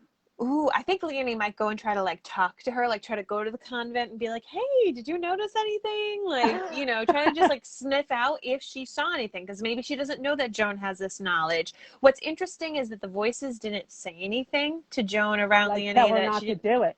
yeah, and didn't have like a cloud or anything. But I thought that was interesting that the voices weren't there. So I don't feel. I'm not necessarily concerned for Joan with the Leonie aspect, because the voices I feel like have been helping her out a little bit. So I don't know. I probably shouldn't trust these crazy voices, but I am right now. How do you think Leonie feels about seeing her? Nervous. Yes. Nervous as heck. I mean, when any too. of us are doing something a little wrong, you know, we think like everyone's going to notice. But knows everyone's exactly gonna know what I'm we're doing. Yes. You start to get panicked. Yes, and paranoid. So I think Leonie's going to be paranoid right now. You think the dad is somebody like that we know? That, I mean, like, I'm thinking that dad must be somebody that's married, right? I mean, that would be assumed, because that's why she can't marry the dad. She can't marry him. Or someone of like low birth that like wouldn't help her at all and would actually bring her down. True. Okay, so now disturbed, she goes off to pick out fruit. And who happens to be there looking all handsome, right? Building up his animalcula or whatever for another round, trying to be charming, giving her produce tips, you know.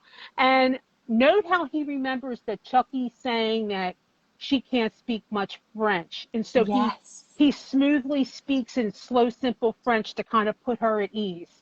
Yes. And see, he doesn't miss a trick, this comp. No, you know what I he mean? remembers He doesn't miss everything. A trick. Yes. As she was bargaining doggedly in her execrable French for 6 aubergines, wondering meanwhile what on earth they were for, medicine or food, she became aware of someone standing at her elbow. A handsome man of middle age, taller than she was, in a well-cut dove-grey coat. He smiled at her, and touching one of the peculiar vegetables, said in slow, simple French, "You don't want the big ones. They're tough. Get small ones." Like that. A long finger tapped an aubergine half the size of the ones the vegetable seller had been urging on her, and the vegetable seller burst into a tirade of abuse that made Joan step back, blinking. Not so much because of the expressions being hurled at her, she didn't understand one word in 10, but because a voice, in plain English, had just said clearly, "Tell him not to do it." She felt hot and cold at the same time. Je suis, merci beaucoup, monsieur," she blurted, and turning, ran, scrambling back between piles of paper narcissus bulbs and fragrant spikes of hyacinth, her shoes skidding on the slime of trodden leaves. "Sir Gregory." Sister Mathilde loomed up so suddenly in front of her that she nearly ran into the massive nun. "What are you doing? Where is Sister Misericorde?" Lost her. "Oh," Joan swallowed, gathering her wits. "She's over there." She spoke with relief, spotting Mercy's small head in the forefront of a crowd by the meat pie wagon. "I'll get her," she blurted, and walked hastily off before Sister Mathilde could say more. "Tell him not to do it." That's what the voice had said about Charles Pepin. What was going on? She thought wildly. Was Monsieur Pepin engaged in something awful with the man in the dove-grey coat? As though Yes. thought of the man had reminded the voice, came again. "Tell him not to do it," the voice repeated in her head with what seemed like particular urgency. "Tell him he must not." "Hail Mary, full of grace, the Lord is with thee. Blessed art thou among women." Joan clutched at her rosary and gabbled the words, feeling the blood leave her face. There he was, the man in the dove-grey coat, looking curiously at her over a stall of Dutch tulips and sprays of yellow forsythia. She couldn't feel the pavement under her feet, but was moving toward him. "I have to," she thought. "It doesn't matter if he thinks I'm mad." "Don't do it," she blurted, coming face to face with the astonished gentleman. "You mustn't do it." And then she turned and ran, rosary in hand, apron and veil flapping like wings. So the voices are back, Mary, and your thought on Joan's trip to the market, and she kind of turned the tables on shocking the Comte with her urgent, "You must not do it, you don't do it." What do you think she's referencing, and how do you think the Comte is going to react to that? I don't think she has a clue what she's even referencing, because she's just like, whatever I'm these... asking you what you think. What do I think the voices are referencing? Yeah. Oh, I thought you meant, does she know what you're referencing? And I'm like, No, no, I I'm think she's asking just you, doing like, what do whatever you they think say. it's referencing? I'm thinking it has to do with the baby. I'm thinking whatever he's doing with making this baby, the voices are telling him not to do it. But I have no idea, because that's going to take, 10 months right now between like what just happened. I think that Joan is never going to want to go to the market again. I know. I really loved her fascination with the market and all the how everything just was like assaulting her senses, and I kind of love that too. I think that Comte is gonna her coming back and saying that to him. Yes. What do you think about how he's gonna It's going to make him even it's more gonna be intrigued. odd. Yes. Yeah, because he's going to sit there and he's going to be like, "Oh my gosh, I thought this woman wouldn't know who I am. Maybe she does know who I am. Maybe she knows things about me. Like, maybe it's not the baby thing. Maybe it's something he was going to try to do that night, that next day, that week. And here she is. How does she know my plan? Maybe she is a time traveler and she knows these things about me. She knows something. I think, yes, it makes her so much more suspicious. I put, he's fascinated. He's got that whole thing of her coming back and saying, "Don't do it," and then leaving like that. It's going to make him fascinated, intrigued, because he can't turn away a mystery or some kind of figuring things out anyway. He already wants her. And now it's especially, like, she acted like she didn't know him. She didn't have their voices right Right. away. So here he is Mhm. just helping her with these eggplants or whatever. And she's just like, Mhm. oh, thank you. Not having any strength, not having any, don't do it. And then she goes from just being this like coy thing that he's kind of playing cat and mouse with, like, oh, I'm going to speak in slow French. And then she comes back with this Mhm. strong, you must not do it, like she's sitting there saying, are you the same person? Yes. But it's almost like she has some kind of a sight, or like, well, she does. But I Yeah. mean, for him, he's Yeah. thinking like La Dame Blanche, that sees Yes. into the soul. If she's the daughter of Yes. La Dame Blanche, Yep. she's saying something. I need to know what she's saying. What does she know is Yes. going to happen? You know what I mean? Mhm. So I think that. So any more thoughts before our last scene, Mary? Just as I said, I don't think she's going to want to go back to the market unless she likes it, unless she likes the drama and the fun things and kind of like, but right now I think Joan just wants to try to keep her life as basic as possible. Yeah. Terry says he's a philosopher, so he will be so intrigued now. I'm sorry, you guys. We haven't been stopping to read the thing. I'm just trying to keep Mary on a decent time Thank schedule you. here. So scene 7, final scene, but we gotta talk a little bit about this. The Notre Dame scene. Yes. So the comp, she's like, yes, Bring it. I'm in. Yes, So all the in. comp goes to meet Raymond at Notre Dame. And he can't help but thinking of the cathedral as an entity, he says. And he tries listening to the stones at the cathedral, on the cathedral, and he hears nothing. He closes his eyes and he tries pushing his thoughts into the stone. And we get this little interesting bit before we get into the bigger bit. Put this one first. Um,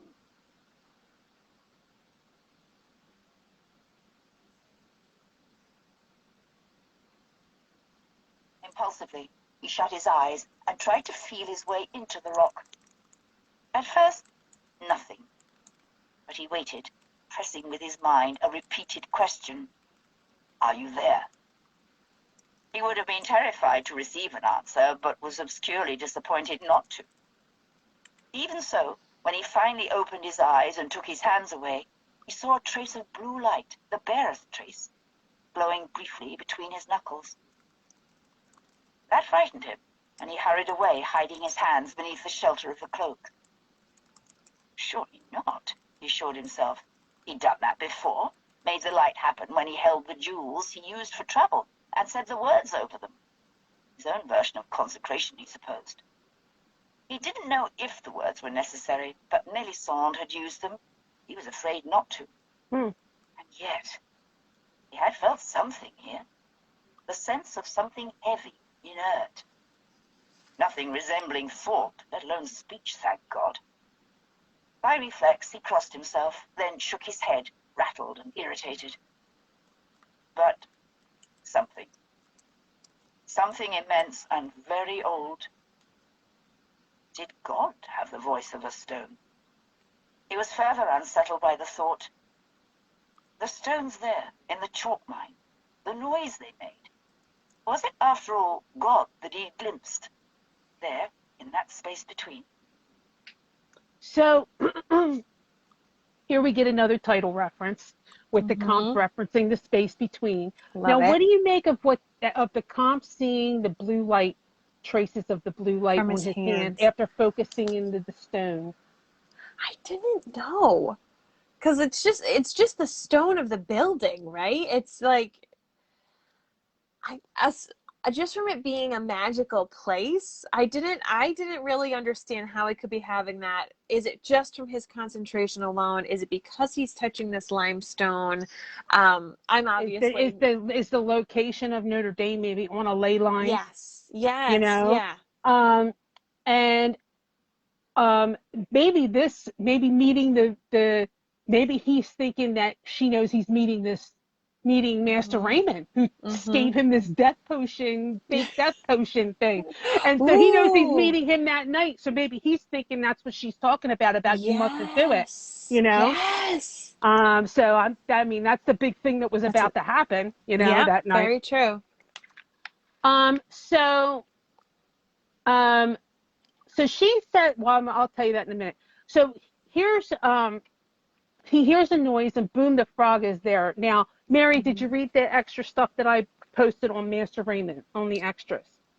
Yes, but I will say it was the thing that I read the quickest. So if there are Okay. very important bits, please feel free to peruse. Okay, so just a few Diana deets on Raymond that I've kind of picked up that are kind of relevant here. He is a shaman from 4000 BC. Okay, she also says that his 4000 BC. That's the yes, part that like like blew my prehistoric. mind. Yeah, Maybe he yes, drew the prehistoric drawings inside the yeah, salt yeah, caves. possibly. She says that, um, she says that all, like he was a spontaneous mutation. Like he didn't have parents that were time travelers. His when he was born, he had a spontaneous mutation that created the time travel gene, in him that he passed down. Okay, so he was Yeah. a spontaneous mutation. Yeah. And she says that not all of his descendants have the blue aura, but those that do are time travelers. Yes. Okay, and she says the blue aura is the idea that you can sense organic life forces. That's what the blue aura means, but it also is indicative of being the time traveler out of his descendants. You know Yeah. what I mean?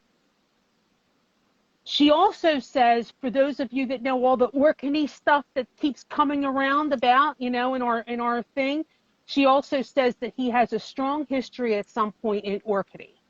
Okay, so we always hear that being referenced at different points in these books, so that's also something that we have. So now, this next clip. Oh my goodness, Mary, head explosion time. So here we go. A movement in the shadows banished all such thoughts in an instant. The frog.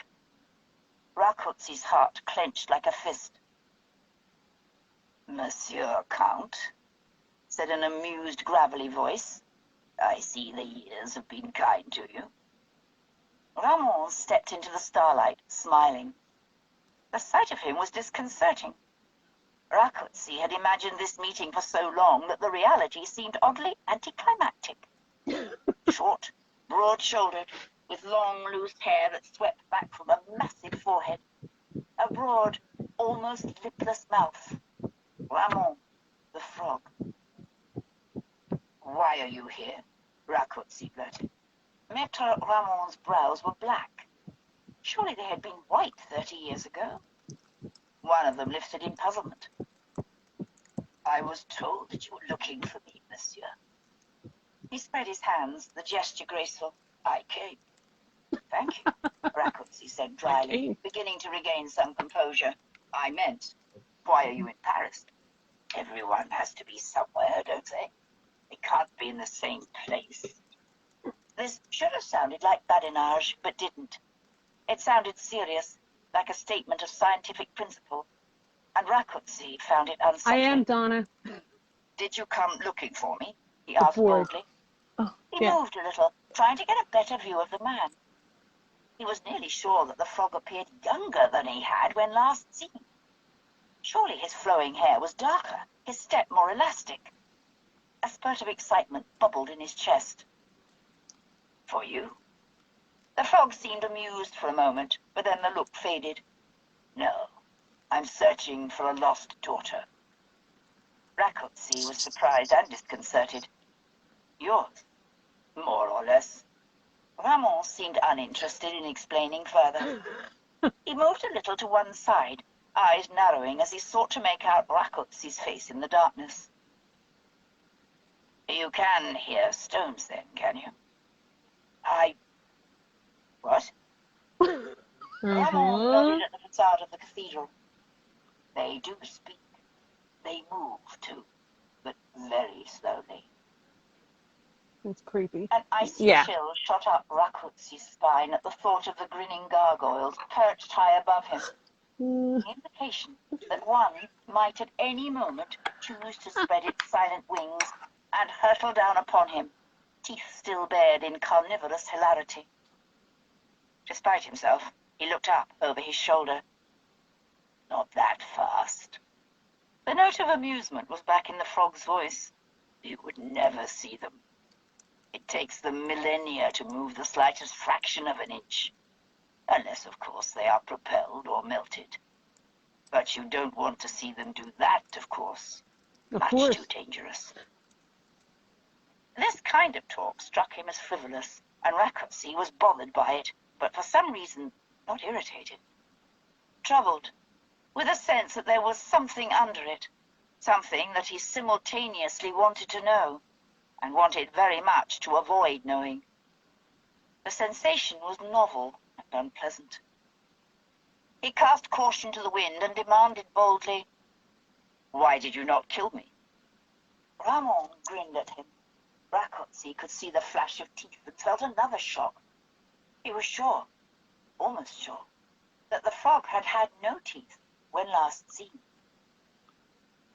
"If I had wanted you dead, son, you wouldn't be here talking to me." I love that. "I wanted you to be out of the way, that's all. You obliged me by taking the hint." "And just why did you want me out of the way?" Had he not needed to find out, Rakoczy would have taken offense at the man's tone.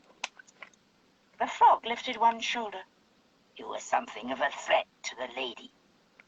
True. Sheer astonishment brought Rakoczy to his full height. "The lady? You mean the woman? La Dame Blanche?" They did call her that. The frog seemed to find the notion amusing. It was on the tip of Rakoczy's tongue to tell Raymond that La Dame Blanche still lived. But he hadn't lived as long as he had by blurting out everything he knew. And he didn't want Raymond thinking that he himself might still be a threat to her. "What is the ultimate goal of an alchemist?" the frog said very seriously. "To transform matter," Rakoczy replied automatically. The frog's face split in a broad amphibian grin. "Exactly," he said, and vanished. He had vanished. No puffs of smoke, no illusionist's tricks, no smell of sulfur. The frog was simply gone. The square stretched empty under the starlit sky. The only thing that moved was a cat that darted mewing out of the shadows and brushed past Rakoczy's leg. So, oh my goodness, Mary, is your head exploding or what? Oh my right? gosh. Just pop, pop, pop, pop, pop, pop, pop, Pop, as pop, I'm pop, pop, thinking all pop. these things. Yes. So the comp learns he's descended from Raymond here, Yes. okay, and that they all are, you know. Yes. Claire, And Galis, Raymond yeah. is just like Joe Cool, you know, in this whole scene, which I kind of love. He's just amused at this little descendant, you know, Yes. who Oh, thinks you he cute knows so much. thing. Yeah, he's just I so didn't want you precious. dead. And I Aww. just loved when he said, "If I wanted you dead, son, you wouldn't Yes. be standing here talking to me right now." Yes. He's just You a were little just an badass frog. inconvenience. Little badass frog. Yep. What did you think of his protection of Claire and the Comte? You know, it seems like he takes care of his own, you know, like through I love it. time. I Yeah, I do absolutely too. love it. And it's so just like kind of cool, like you would, you know, like for a nephew or something, like, "Oh man, I got You know, you. you Like just, you'll yeah, you figure it out know. one day." And I just, you were a little inconvenient. I needed to kind of keep you away from Claire. "Oh, you call her La Dame Blanche? Oh, that's cute. That's cute. Yeah. He Mm. did call her that, you Yeah, know. he did. That was Uh, fun. Yeah. just so nonchalant and yet still letting his presence be known. right, What I couldn't get over was the same thing the comp couldn't shake, his youthfulness. right, right. We're going to get to that. Um, and so, do you think Notre Dame is magical in some way, or on a porter or a ley line, based on the fact that he met Yeah. there, the fact Yes. that he like talked about, you can hear these stones, can't you? You can, you know, like Mm-hmm. basically. Yes. I don't know what it is, but exactly. I think it's something magical, something to be that these time travelers can pick up on and do something with. Who do you think is the lost daughter? If I Could had to put be my money on it right Madeline. now, it would be Madeline. If I had to Madeline. pick someone, I wouldn't be picking Claire just because he was so nonchalant when Claire was brought up. Mm-hmm. And the comp, you know what I mean? And he's in France right now. And I feel like if Raymond has been able to figure out how to be younger or something, and Mm-hmm. I don't think it's Joan. Yeah, because she's not his And daughter. You know, yeah, she's so not one of them. yeah, Mandy so or then, Bree, like in the future, if they come back to that spot, you know, because they yeah, come back after. yeah. Um, Or there's some people on the board thinking that Faith is somehow still alive, but I Oh don't my think she is. gosh. No, And that somehow she is the one, like yeah. she didn't really die. But I do Um, think she did. My yeah. personal opinion is. Yeah. I'm putting my money right now on Madeline just because that's who I'm putting my money on right now. She's That's kind of got that's like what some I think too. spiritual magical thing going on and we don't Yeah. necessarily know where she's from. And she's like on her own as a prostitute, and Yeah. we don't know who her parents are or what happened. So yeah, Yeah. I kind of think leaning that way until I find out otherwise.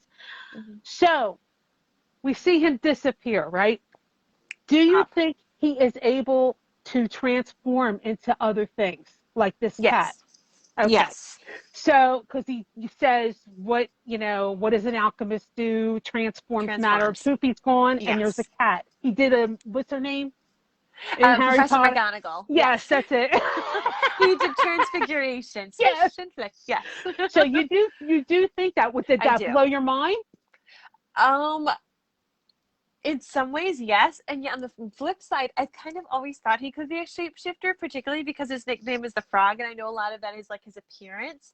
But Hmm. also, I've kind of wondered, of course, knowing now how long ago he was born, that might help with like the Hmm. Cro-Magnon man-esque looking. But also, I kind of wonder, like, if you shapeshift enough, do you start to kind of deform your face in your human ways? Do you Hmm. kind of sometimes lose some of it and get some of these, are you shorter? Are you just a little bit different? No, I definitely I feel like he's this cat. The end of the chapter talks Yes, about there's a cat in his room or whatever. Like, I'm like, it's I do. I Raymond. do too. I do too. And also, let's remember this quote from Fiery Cross in Otter Tooth's journal. Remember that Okay. Otter Tooth's journal? And I remember the journal. I don't know the quote that you're talking about. it says, it was at the naming ceremony that I first met Raymond. He sat up abruptly. I sat up abruptly hearing that. He had Yeah. mentioned Raymond in the beginning, but I hadn't taken particular note of the name then. Does he describe this Raymond? I asked urgently. Jamie shook his head. Not in terms of appearance, no. He says only that Raymond was a great shaman who could transform himself into birds or animals and who Yes. could walk through time.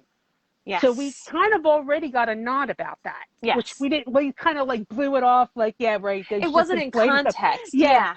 and so, but now it's like we're getting another layer of that. So that just Mm-hmm. is like another whole level, like Yes. another whole level.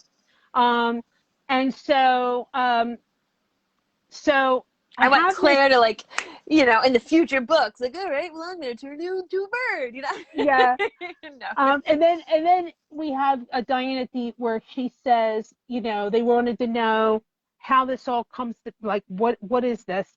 And she says, well, Raymond does have one rather important thing that we aren't talking about yet. It's definitely part of the known abilities of the time travelers, but you might say it's present in a more intense or focused form than in the other people we know with Raymond. So I don't know what she's referencing in that interaction Could it that be the he shape had. shifting? I Yeah. don't think so because we haven't seen that with other people. Oh, So okay. I'm not sure if it's maybe like mind The, reading or the connected to other healing. time travelers, being able to sense other time travelers. Maybe Mm-hmm. he just is able to like find them in time and go to Mm-hmm. where those time travelers are. Oh, It more cool. than just being able to pick up on somebody nearby and sense what they are, like these Yeah. other people do. He can actually sense it through time where his people are. Maybe that's Wow. the intense focus thing. Yeah. And then somebody said, then you would surmise that two time travelers might be drawn to one another due to the sense of a subconscious connection of some sort, a knowingness about a deep kinship. And she said, yes, apparently so. So she And if confirmed he's that related to they're them. drawn, they're Yeah. naturally drawn to another time traveler, which Mm-hmm. kind of explains some things as well. So the Yes. comp goes home. He's on cloud nine, Mary, right? He's Yep. ecstatic. And I just want to tell you one or two things in here. He says he was so shaken he walked all night long, right? Mm-hmm. And it says younger, he was sure of it. Raymond the Frog was younger than he had been 30 years ago, so it could Mm-hmm. be done somehow. He was convinced now that Raymond was indeed a traveler like him. It had to be to travel specifically, traveling forward in time. But how? He tried more than once. To go back was dangerous. And the journey depleted you physically, which Yeah. we get another thing on, but it's possible. If you had the right combination of stones, you could even arrive at a certain time, more or less. But you needed a focus, someone who, or something on which you could fix the mind. Without that, you could still end up at some random point. And that, he thought, was the problem with going forward. It wasn't possible to focus on something you didn't know was there. Okay, so that's the issue with that. But Master Raymond had done it. How then? To persuade the frog to share his secret. Raymond did not seem to be hostile to him, but neither did he seem friendly. Rakosi would hardly have expected him to be. A lost daughter, the frog said, and he had poisoned Rakosi to remove him as a threat to the Fraser woman, La Dame Blanche. And the woman had glowed with the blue light because she had touched him when handing him the cup. He couldn't remember, but she had glowed, and he was positive of that. So, if he was right, then she too was a traveler. Marvelous, he whispered. He had already been interested in the woman, but now he was possessed. Not only did he need to know what she knew, but she was important to Raymond in some way, perhaps connected with the lost daughter. Perhaps she was the lost daughter. If he could but lay hands on her. He made a few cautious inquiries, but nobody in the Court of Miracles or among his more respectable connections had heard anything of Claire Fraser in the last 30 years. Her husband had been political, died. How did Raymond come to be searching for her in Paris? These thoughts and many more like them ran around his head like a pack of fleas, raising itching welts of curiosity. And so then he goes to his bed. His mind had slowed down now. He thought of sleep was overwhelming, and there was a gray cat sitting on the stoop of his house, washing his paws. Bonjour, he said to it in his drowsy, exhausted state, almost expecting it to answer him. So, Mary, you see, he's now got like this real hard on for finding Claire. You know what I mean? Now he says it's possessed, like he is super fixated. So it kind of like, this is where I'm thinking that it's not only dangerous for Joan ahead, him thinking that Joan is her daughter, okay, but possibly sets up an appearance in bees, like I was saying, because now he's looking for her. Like he definitely wants to connect to her. He says he's possessed. So, what, you know, if he's going to travel, wouldn't you try to go to whatever she is? You know what I mean? Like that seems to be logical, right? So how do you think Raymond was younger than he appeared 30 years ago and still knows all the details about what happened?